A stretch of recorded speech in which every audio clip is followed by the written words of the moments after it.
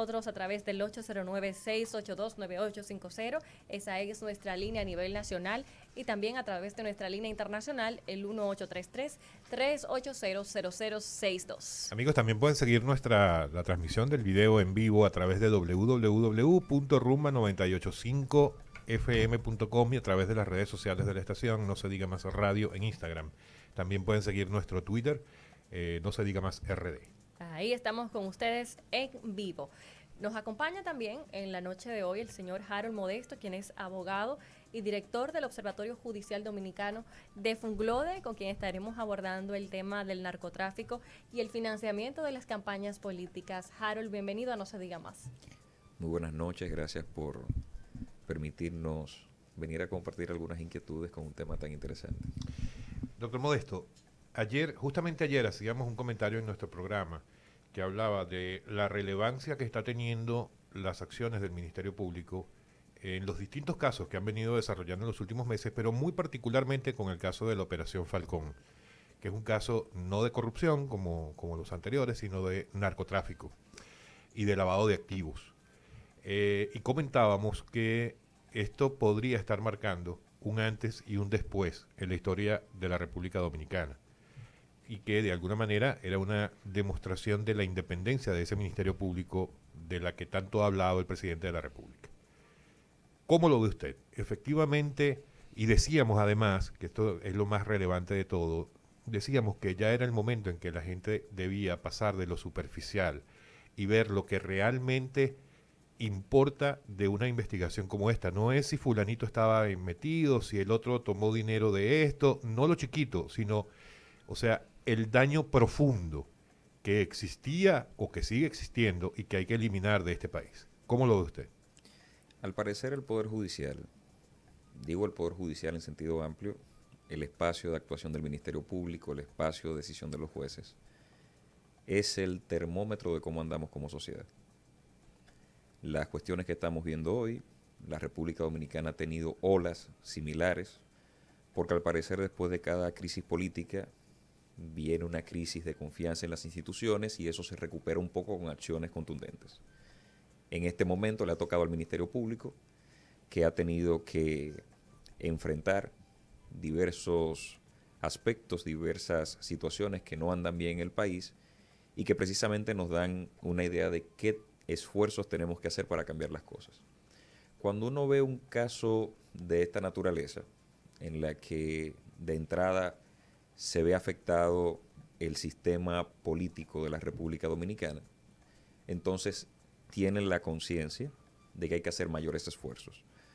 Esos esfuerzos no son esencialmente normativos, porque la ley de partidos políticos, partidos, agrupaciones y movimientos políticos, 33 del año 2018, estableció límites para el financiamiento de las campañas, estableció que una persona que recibe fondos de procedencia ilícita puede ser condenado al pago del duplo de los fondos recibidos, pero esa amenaza parece que no es suficiente.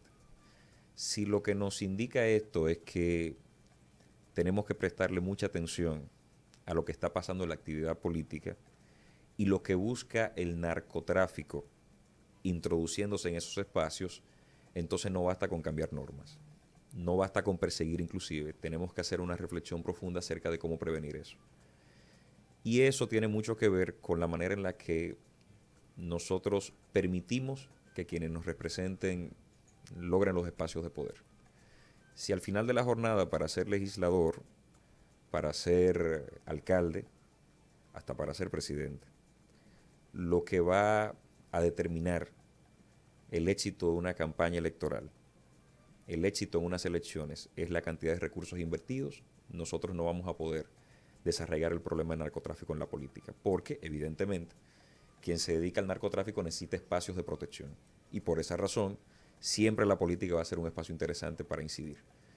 Entonces tenemos que reflexionar bien acerca de lo que nos está diciendo, cuál es el mensaje de esto. Y por eso, como usted decía, que bueno, ver lo macro, qué más hay detrás, qué nos dice ese gran movimiento y no cometer el error que nos ha pasado otras veces, de que con tal de lograr algunas condenas cedemos un espacio importante y terminan los narcotraficantes siendo beneficiados por eso. Doctor, usted habla de la reflexión, pero ¿cómo logramos que las masas reflexionen? No podemos con una norma jurídica, no podemos con campañas de concientización, no podemos con régimen de consecuencias. Entonces, ¿cuál sería la alternativa para lograr esta reflexión profunda en ese segmento de la población que responde muy bien cuando hay dinero de por medio? Hay un concepto que es propio más que nada de la sociología, que es la anomia. Las sociedades anómicas lo que hacen es que van permitiendo que se erosionen las reglas básicas de convivencia y las reglas que más o menos norman nuestro comportamiento y contactos básicos. Cuando usted me pregunte, me dice, bueno, ¿qué hacemos con la población que quizás no entienda lo que le estamos diciendo en sentido llano? Educarlos. Y por eso hacía la reflexión de que si para yo ser candidato necesito buscar 30 millones de pesos, es posible que un ciudadano como yo no tenga ningún interés en participar en la política porque no voy a recuperar 30 millones de pesos una vez gane una campaña, salvo que me dedique desde mi posición a realizar actividades ilícitas o a favorecer ciertos sectores. Entonces el ciudadano que tiene todo el poder que tiene pero no lo entiende, va y vota porque se acumulan las necesidades que tiene. Y la única manera, a mi entender, de resolver esas necesidades es con educación. Ahora, en lo concreto, en lo inmediato, sí, el Ministerio Público tiene que actuar, tiene que hacerle frente, tiene que tratar de contener esa situación, pero el cortoplacismo no es la solución de ningún problema social. Eso tarde o temprano se va a agotar como herramienta. Y aunque se desee mandar un mensaje a la sociedad, al final de la jornada también se acumulan frustraciones. Si toda la sociedad anda mal, entonces, ¿qué sentido tiene hacer las luchas? En estos últimos días, a raíz de este expediente del Ministerio Público, se ha estado haciendo mucho un llamado a los partidos políticos y responsabilizando particularmente a los partidos políticos, quienes definitivamente tienen gran responsabilidad en el problema. Pero ¿dónde queda, por ejemplo, los controles? O sea, ¿dónde queda la Junta Central Electoral? ¿Dónde queda el mismo Ministerio Público? Porque debemos, quien no lo sabe de nuestra audiencia, cuando una persona decide inscribirse como candidato a cualquier posición de elección, tiene entre los documentos que tiene que entregar una constancia de no antecedentes penales que lo ofrece la Procuraduría. Entonces, allí hay instituciones que no están siendo mencionadas en este momento, pero que también tienen parte de la responsabilidad. La Procuraduría por ese tipo de certificaciones. La Junta Central Electoral porque es quien recibe la documentación y de alguna manera tendría que validarla, supongo yo. Entonces, yo creo que es un mal que va mucho más allá de los partidos políticos. Por supuesto, sobre todo porque los partidos, para los que militan en los partidos, los integra la gente. Son un reflejo de nuestra composición social y todas las acciones que ahí acontecen son parte de nuestra realidad. Ahora bien, si fallan algunos controles, sí es posible que algunos controles fallen. Es posible que no tengamos toda la información, porque quien viene operando en estos ámbitos no lo hace a plena luz del día y evidentemente trata de lograr cierta protección. Y eso lo hemos visto en casos pasados. Por ejemplo, para mencionar unos casos recientes. No tan recientes ya, ¿verdad? Pero aquí se descubrimos todo lo que había detrás en el caso de Figueroa Agosto y surgieron otras situaciones ahí.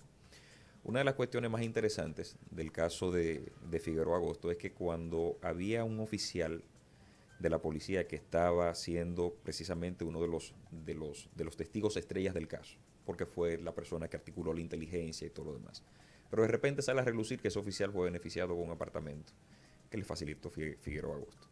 Quizás el oficial ni sabía que Figueroa Agosto se dedicaba a estas cuestiones o no sabía la identidad y lo demás, pero eso aconteció. Entonces, evidentemente, hay que tratar de fortalecer los controles y cada institución tiene que asumir su mea culpa porque solo así fortalecemos las instituciones. Doctora, a propósito de los controles, ¿cómo es posible que se manejaran sumas de dinero tan altas y no hubieran alertas de parte de la Superintendencia de Bancos? Al menos que tengamos conocimiento en este punto. La única explicación a eso es que dentro de algún órgano concreto alguien pueda evitar que esas alertas se generen. Porque a ciudadanos con menos movimiento se les generan las alertas y tienen que ir a explicar. Y con esto de todo el sistema de prevención de lavado de activos, con la existencia de la UAF, que es la unidad de análisis del financiamiento de las actividades de lavado, de análisis financiero, entonces deben haberse generado las operaciones. Pero también, o sea, el caso nos va a indicar qué pasó. El caso, con los detalles, nos va a poder permitir identificar cómo se logró que esas alertas no se generaran, qué tipos de negocios se hicieron, qué experiencias dejan esas situaciones y cómo fortalecer el sistema para evitar que pase nueva vez.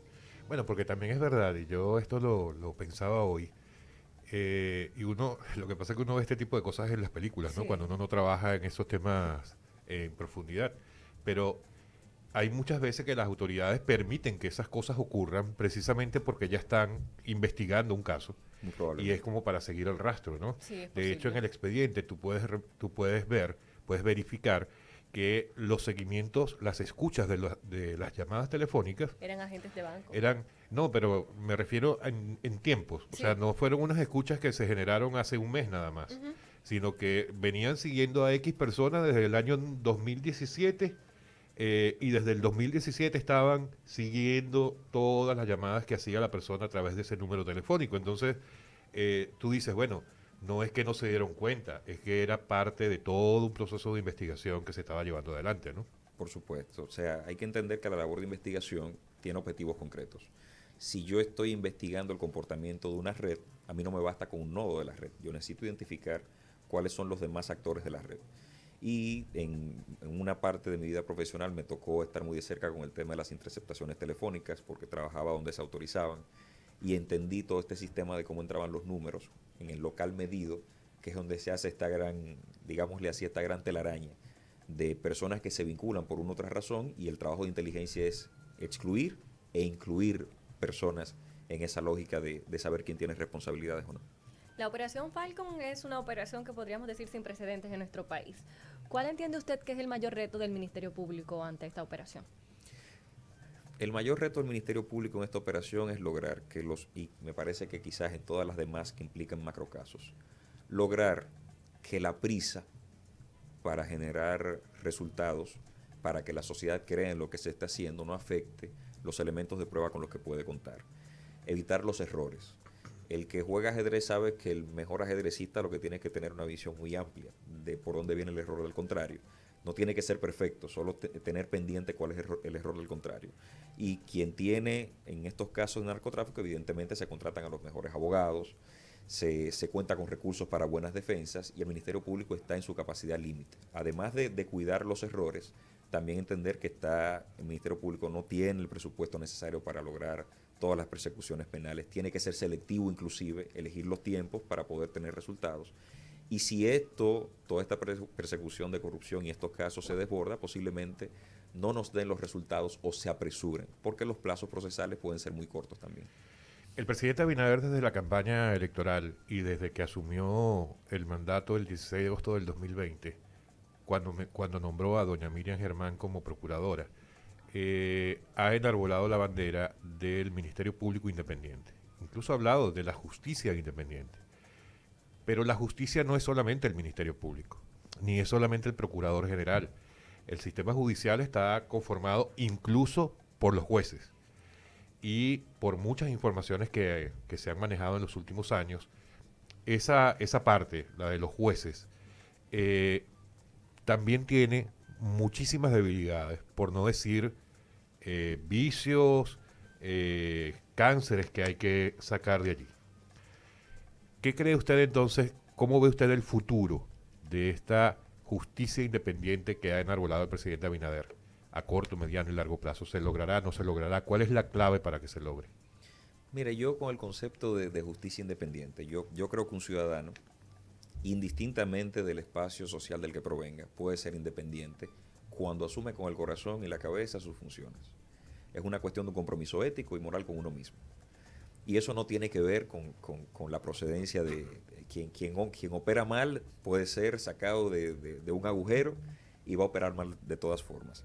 Sin embargo, con el tema de los jueces, yo no creo que sea así, que haya tantos problemas. Primero, porque de todos los jueces del país, y rondan por más de los 700 me parece, solo el 25% de los que integran la Suprema Corte de Justicia no son jueces de carrera.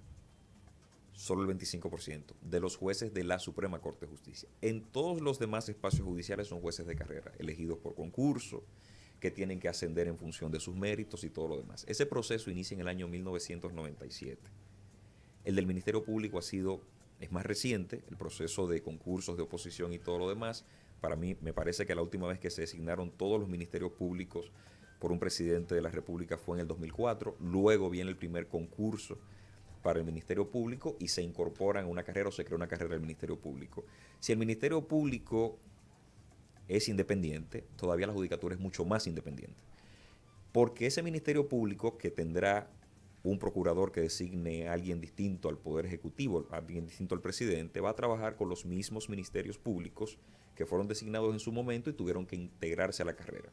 Entonces hay que, en ese ejercicio de razonamiento acerca de qué podemos considerar independencia o no, hay que tener en cuenta ese proceso. Y la judicatura es, a mi entender, el espacio donde mejor ha funcionado diseñar un esquema de independencia de sus funcionarios, sin lugar a dudas. A la Escuela Nacional de la Judicatura entra una diminuta cantidad de miles de personas que se exponen a un concurso de oposición. Y el común denominador son muchachos que vienen de las universidades buscando superarse, se evalúan y logran ser jueces, como jueces de paz. Y de ahí le entregan su vida a todas las críticas que pueden, amén de todas las críticas a las que pueden estar expuestos al Poder Judicial, al servicio de la República Dominicana. Eso para mí no es un dato menor, pero no se conoce, no se vende, no se dice como debe decirse. Sobre los partidos políticos, a nivel interno, ¿qué pueden hacer para controlar un poco estos casos, esta permeabilidad de fondos ilícitos entre sus militantes? Tenemos la ley de campañas electorales que establece que se transparenten los fondos, tenemos muchos mecanismos como ya hemos mencionado, pero a lo interno de los partidos, ¿qué se puede hacer? Esa es una pregunta muy interesante. Al final, las elecciones se ganan de acuerdo a lo que la realidad impone. Quizás yo no consiga todos los votos que alguien que tenga los recursos y la sangre para hacer política todos los días. Pero si cambiamos un poco de visión acerca de cuál es el representante que debe producir un partido político, entonces vamos a evitar que se entiendan los partidos políticos como espacios para ascender socialmente, para que las personas busquen capital social. Entonces nosotros vamos a tener, y me disculpan las personas que pueden sentirse aludidas con este comentario, vamos a tener más personas de la academia haciendo política, vamos a tener más personas desde organizaciones civiles haciendo política, entrando a los partidos, vamos a tener menos personas que, por ejemplo, se dedican al negocio de las apuestas haciendo política, porque comenzaremos a trabajar con otros grupos. Cuando uno ve los niveles de abstención en la República Dominicana, por ejemplo, las elecciones municipales pasadas, que fueron las suspendidas, tuvieron una abstención de hasta un 50, casi aproximadamente un 50% de la población votante. Entonces quiere decir que hay un desinterés importante en la participación en la política en sentido general. Creo que mucho mayor es el desinterés de militar en un partido político, pero si desde los partidos no se manda el mensaje de que los ciudadanos honestos tienen espacio ahí, que pueden militar, que pueden aportar, evidentemente no habrá nada que hacer. Y eso creo que es lo que tiene que cambiar. ¿Qué pueden hacer los partidos? Cambiar el enfoque. Tratar de que se integren a los partidos políticos personas que no tengan otra intención que servir en los mismos. Así es. Bueno, doctor, muchísimas gracias por atender a nuestra invitación el día de hoy. No creo que vuelva, ¿sabe? Porque yo le he dicho a nuestra productora que no invite a nadie que hable mejor que yo. No, pero es una estrella. Déjame estarme un poco para acá, Alex. Bye. No, es relajo, doctor. Ha sido el doctor Harold Modesto, él es director del Observatorio Judicial Dominicano de Funglode. Pa' que no se diga más.